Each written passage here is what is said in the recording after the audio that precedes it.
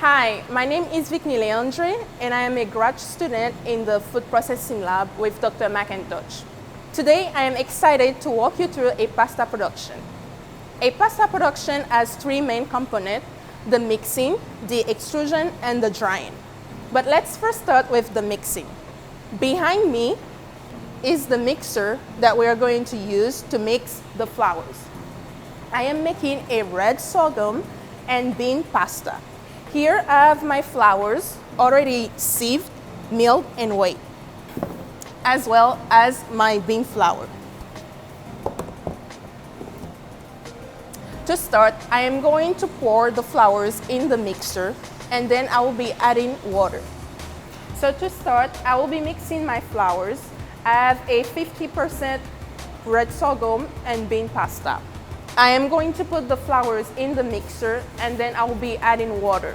After that, I will be mixing for 4 minutes, and I will check to see if my flour is hydrated. How to see if your flour is hydrated is that you stop the mixer first, then you grab a bowl of flour. If you can form a ball and then you can destroy it easily, that means that your mixer is ready for extrusion. Now I am pouring my flours into the mixer.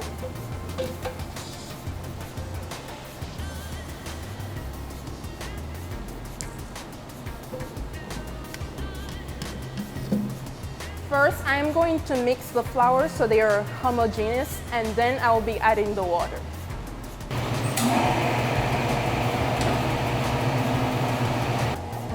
Now I am going to be pouring the water.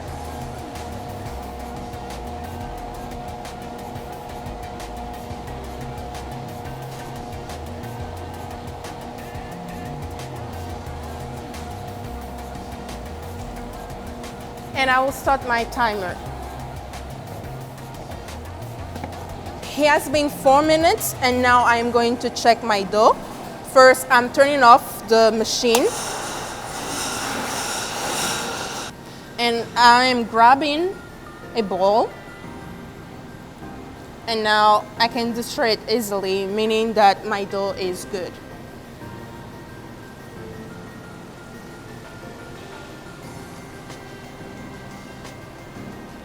Behind me is the extruder.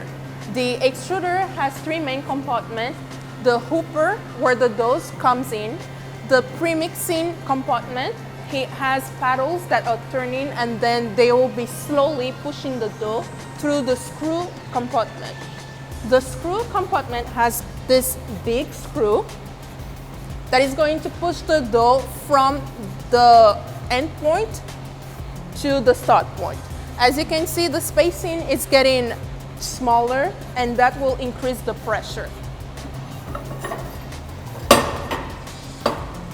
So once the dough has been pushed by the screw to the end, then it is going to go through this strainer, increasing the pressure furthermore. And as you can see, we have a narrow canal, and this connects the head of the screw to the die. The die is where the pasta is going to have its shape. First, it gets pushed through the hole of the die, and then it comes out on the other side with the desired shape. Lastly, we have the cutter. The cutter is what is controlling the length of the pasta.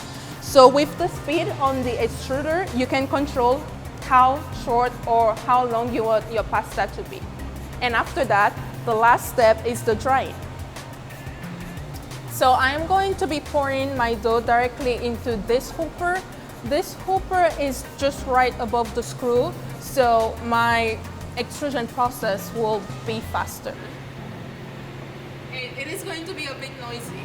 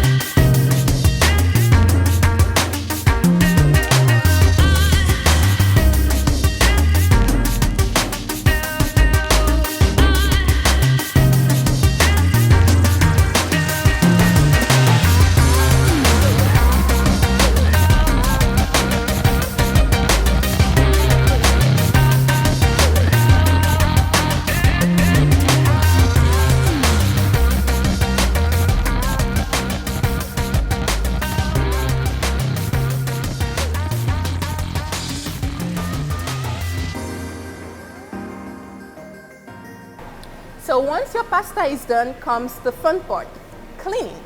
Usually you need 2 people to get the job done. What is important is that you need to get to the screw first, because the dough that is inside, because of the pressure, can act like a cement. And if this happens, you just ruin your machine because you won't be able to take out the screw. So the first step is to remove the cutter and then the die, and then you'll access the screw.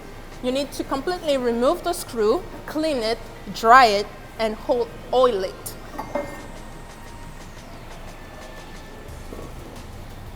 Once that is done, you'll be cleaning the compartment, the screw compartment, along with the preconditioning compartment, and also the individual pieces, such like the dies, the cutter, and the strainer. And once everything is clean and dry, you'll put mineral oil to help lubricate the parts. And once that is done, we can start again putting the parts back.